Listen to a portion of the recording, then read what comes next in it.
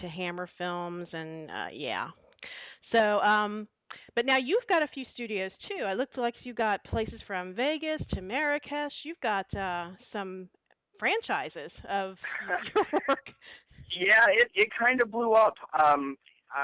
It was crazy. The years like I guess it was 2008 up until like 2010, right before 2011, right before I went on to Face Off. I did nothing but international jobs. I shot Clash of the Gods for the History Channel in Lithuania and in Morocco. And I did a bunch of work in India and went to. I still go over to Istanbul quite a bit and work with some people over there. But we opened up we kind of collaborated, joined forces with Dune Films over in Morocco. They produced they produced Gladiator, and they produced Kingdom of Heaven, and which was amazing. I actually got to go to these sets, out in the middle of the desert. There's still these castles built, for these. It's ridiculous, but Wow. we partnered up. We created a business relationship. So anytime they need, high-end effects, instead of having to outsource, a bunch of people from Spain or London or, to fly in and put them up and stuff, I have a Moroccan crew that I can call upon, and, they speak English and Spanish and French and everything else, make me feel like an idiot.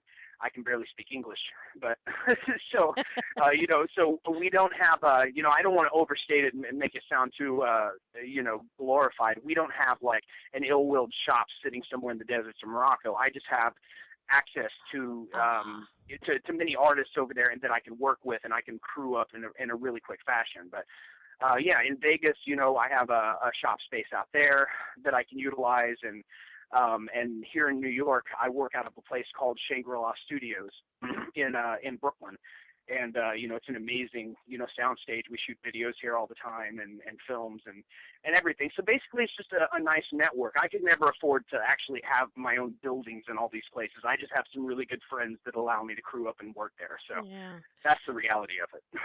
But yeah, especially in New York or LA. Vegas is considerably cheaper than LA. So, but yeah, it's ridiculous. Every dollar you spend or you make here, 75 cents of it goes to living here. So, it doesn't hurt to have some friends in your corner.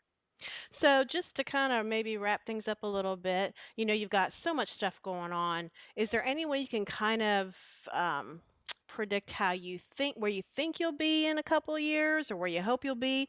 I know you touched bases on maybe you would love to work for Clive full time, but if that doesn't work out, I mean, what's kind of your long-term goals? Well, my long-term goal is, I really would like to follow in the footsteps of, Patrick Tatopoulos or Neville Page.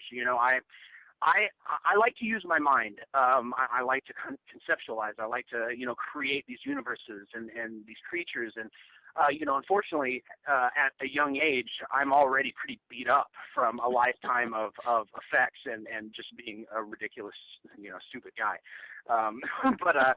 So I need to figure out ways to start utilizing my mind more and less my body. So I would like to, eventually get into the conceptual art side of things, but my director's career is really taking off right now. And in fact, I have a meeting on Tuesday to sign on to potentially direct the story of the beginnings of black metal in Norway. There was a book called Lords of Chaos that came out, and like 10 years ago, and it's the story of the band Mayhem and Burzum, and how they actually had these violent warfare, like almost like turf wars, and a lot of people ended up dying. People don't realize that black metal is not just makeup. These guys are crazy.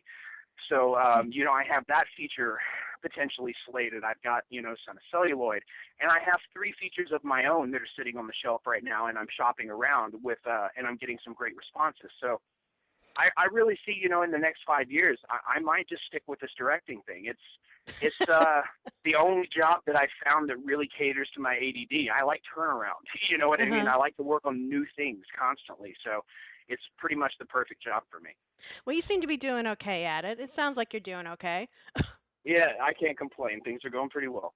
Yeah.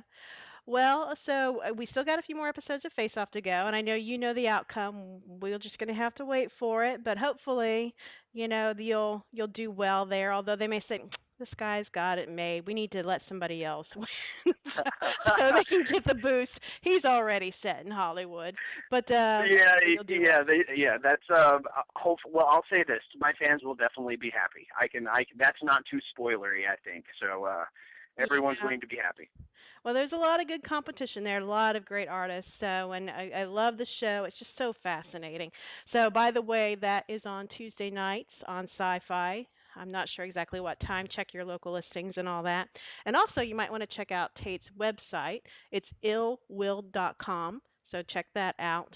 So I do want to thank you for sitting down and chatting with us. I know you are crazy busy right now.